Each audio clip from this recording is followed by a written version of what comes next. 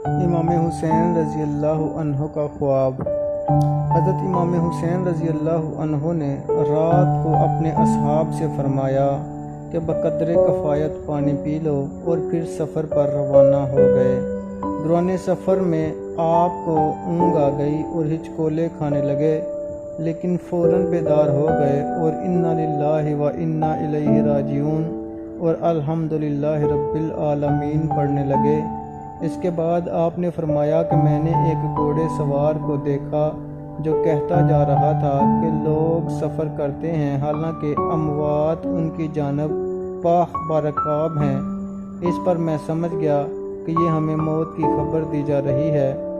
امام حسین رضی اللہ عنہ کربلا میں جب صبح نمودار ہوئی تو آپ نے اصحاب کے ساتھ نماز پڑھی اور پھر فوراً سوار ہو کر اپنے سفر پر روانہ ہو گئے۔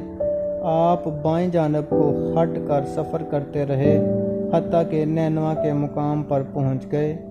خور کے نام ابن یزید کا خط۔ اسی اثناء میں ایک سوار کندھے پر کمان لٹکائے کوفہ سے آ گیا۔ اس نے حر کو سلام کیا، لیکن حضرت امام حسین رضی اللہ عنہ کو سلام نہ کیا، اور ابن زیاد کا ایک خط نکال کر اس کے حوالے کر دیا۔ خط کا مضمون یہ تھا کہ حسین کو ایسے راستے پر ڈال کر عراق کی طرف لے آؤ جس پر نہ کوئی قلعہ ہو نہ کوئی آبادی ہو، حتیٰ کہ میرا مقصد اور میری فوجیں تم کو آن ملیں۔ یہ 2 محرم الحرام 61 ہجری بروز خمیس کا واقعہ ہے۔ دوسرے روز عمر بن سعد بن ابی وقاص 4000 افراد کا لشکر لے کر آ گیا۔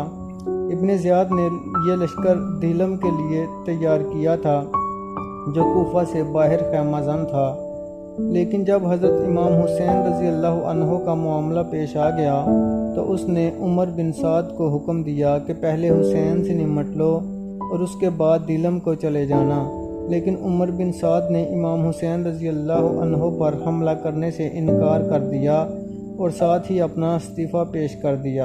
ابن زیاد نے کہا کہ اگر تم چاہو تو میں تمہارا استعفیٰ منظور کر لیتا ہوں، لیکن میں تمہیں دوسرے علاقوں کی نیابت سے بھی معزول کر دوں گا۔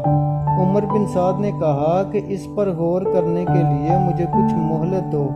پھر اس نے اس معاملہ میں جس سے بھی مشورہ کیا، اس نے اسے حضرت امام حسین رضی اللہ عنہ پر حملہ کرنے سے روکا، حتیٰ کہ اس کے بھانجے حمزہ بن مغیرہ بن شعبہ نے کہا کہ خدا کی پناہ، امام حسین پر ہرگز لشکر کشی نہ کرنا، یہ سراسر اللہ تعالیٰ کی نافرمانی ہے اور قطع رحمی ہے۔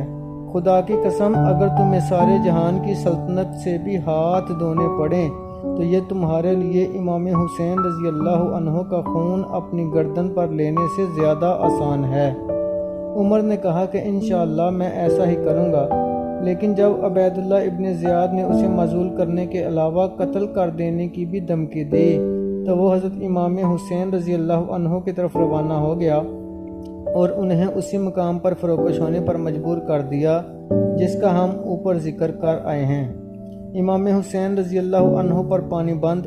عمر بن سعد نے حضرت امام حسین رضی اللہ عنہ کے پاس قاصد بھیجا کہ آپ کیوں تشریف لائے ہیں؟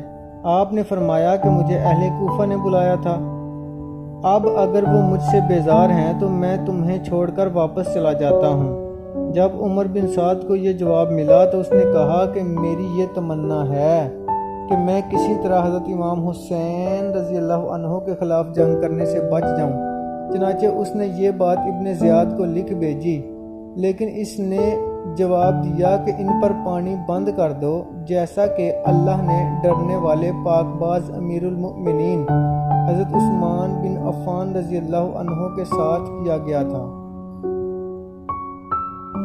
اور حضرت امام حسین رضی اللہ عنہ سے کہو کہ وہ خود اور ان کے ہمراہی امیر المؤمنین یزید بن معاویہ کی بیعت کریں۔ جب وہ بیعت کر لیں گے تو پھر ہم سوچیں گے کہ اب کیا کرنا چاہیے۔ اس پر عمر بن حجاج کی قیادت میں عمر بن سعد کے آدمیوں نے حضرت امام حسین رضی اللہ عنہ کے قافلہ پر پانی بند کر دیا۔ آپ نے بد دعا فرمائی کہ اے اللہ ان کو پیاس سے ہلاک کر، چنانچہ یہ شخص شدت پیاس سے مر گیا۔ امام حسین رضی اللہ عنہ اور عمر بن سعد کی گفتگو۔ حضرت امام حسین رضی اللہ عنہ نے عمر بن سعد سے ملنے کی خواہش کی۔ اس پر دونوں فریق 20 ہزاروں کے سواروں کے ہمراہ آئے اور آپس میں رات گئے تک باتیں کرتے رہے۔ کسی کو بھی معلوم نہیں کہ ان کے درمیان کیا باتیں ہوئیں، لیکن بعض لوگوں کا خیال ہے کہ حضرت امام حسین رضی اللہ عنہ نے ابن سعد سے فرمایا کہ دونوں لشکروں کو یہیں چھوڑ کر ہم دونوں شام کی طرف یزید بن معاویہ کے پاس چلیں۔ ابن سعد نے کہا کہ اگر میں نے ایسا کیا تو ابن زیاد میرا گھر مسمار کرا دے گا۔ آپ نے فرمایا کہ میں تمہیں اس سے بہتر گھر تعمیر کرا دوں گا۔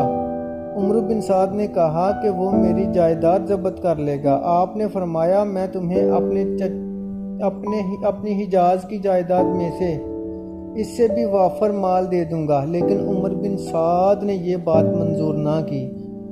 بعض کا خیال ہے کہ آپ نے یہ مطالبہ پیش کیا کہ ہم دونوں یزید کے پاس چلیں، یا تم مزاحمت نہ کرو اور میں واپس حجاز کو چلا جاتا ہوں، یا ترکوں سے جنگ کرنے کے لیے سرحد کو نکل جاتا ہوں۔ عمر نے یہ بات ابن زیاد کو لکھ بھیجی تو اس نے کہا کہ مجھے منظور ہے، لیکن شمر بن ذوالجوشن اٹھ کھڑا ہوا اور کہا کہ اللہ کی قسم انہیں تا وقت یہ کہ وہ اس کے اصحاب آپ کے حکم کی تعمیل نہ کریں۔ اللہ کی قسم مجھے معلوم ہوا ہے کہ حسین اور ابن سعد دونوں لشکروں کے درمیان بیٹھ کر رات بھر سرگوشیاں کرتے رہتے ہیں۔ ابن زیاد کا کہا کہ تمہارا خیال درست ہے، شہید ہو گئے لیکن یزید کی بیعت نہ کی۔ ابو محخف نے عبد الرحمن بن جندب سے اور انہوں نے عقبہ بن سمعان سے روایت کی ہے کہ میں حضرت امام حسین رضی اللہ عنہ کی مکہ سے روانگی کے وقت سے لے کر ان کی شہادت تک ان کے ہمراہ رہا۔ اللہ کی قسم کسی جگہ بھی آپ نے کوئی کلمہ نہیں فرمایا جو میں نے نہ سنا ہو۔ آپ نے ہرگز یہ سوال نہ کیا تھا کہ انہیں یزید کے پاس لے جایا جائے اور وہ یزید کے ہاتھ میں اپنا ہاتھ دیں گے، اور نہ یہ فرمایا تھا کہ انہیں کسی سرحد پر جانے دیا جائے، بلکہ آپ نے ان دو امور میں سے ایک کا مطالبہ کیا تھا۔ اول یہ کہ جہاں سے آپ آئے ہیں وہیں واپس چلے جائیں، اور دوسرا یہ کہ انہیں کسی دور دراز علاقے میں جانے دیا جائے جہاں رہ کر وہ دیکھیں کہ اس معاملہ میں عوام کا کیا رد عمل ہے۔